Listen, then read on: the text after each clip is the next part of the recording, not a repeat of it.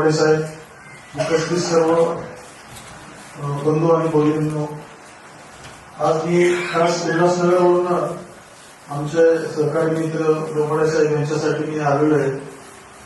त्यांचा माझा जवळपास आम्ही 1 वर्षभराचा आमचा सहवास होता. एकत्र आम्ही खडकपाडा पोलीस स्टेशनला कर्तव्य बजावलेलं आहे. पोलीस खात्यामध्ये साहित्यिक, कवी असे गुण असणे ही फार दुर्मिळ गोष्ट आहे आणि खूप मोठी गोष्ट आहे की असा माणूस माझ्यासोबत मला त्याच्यासोबत काम करायची संधी लाभली. हे मी माझं भाग्य समजतो. जेव्हा जेव्हा आम्ही फावला वेळ असायचो तेव्हा आम्ही ह्याच विषयावर आमचं गप्पा गोष्टी व्हायच्या. कोणतं पुस्तक वाचलं, मी कोणतं पुस्तक वाचलं ते मला काही सांगायचे.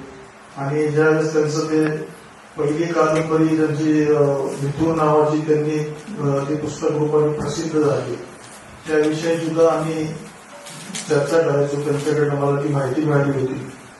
असे आमचे साहित्यिक मित्र सहकारी यांची पूर्वी एक मिथून नावाची कादंबरी देखील आहे. आणि आता हा वरतीतील वैखारी हा कविता संग्रह त्यांनी त्यांचा प्रसिद्ध केलेला आहे. पोलीस खात्याविषयी सांगायचं झालं, आता डोंबाडे साहेब सुद्धा पोलीस खात्यामध्ये होते. पोलीस हा जरी वर्दीतला पोलीस असला तरी अनेक क्षेत्रातील लोकांशी त्याचा संबंध येतो.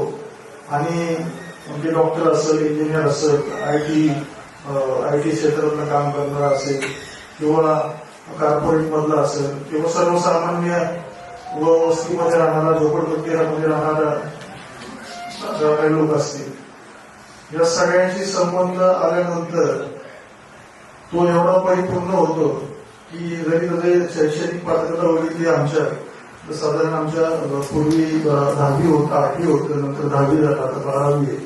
पण तो अनुभवातून एवढा काही शिकतो वेगवेगळ्या लोकांच्या संपर्कात आल्यामुळे, आणि त्या अनुभवातून शिकलेलं ज्ञान त्याला भविष्यात उपयोगी पडतं. पण हे सर्व असताना त्याला त्याच्या कुटुंबाकडे लक्ष द्यायला वेळ मिळत नाही. स्वतःच्या इच्छा, आकांक्षा, स्वप्न ही सगळी पायदळी करून किंवा दडपून घेऊन ही त्याला जगायला लागतं, त्याचं कर्तव्य पार पाडायला लागतं. आणि असं कर्तव्य पाडताना एखादा संवेदनशील माणूस असतो. आमच्या खात्यात असं म्हणतात की जास्त संवेदनशील, हळवा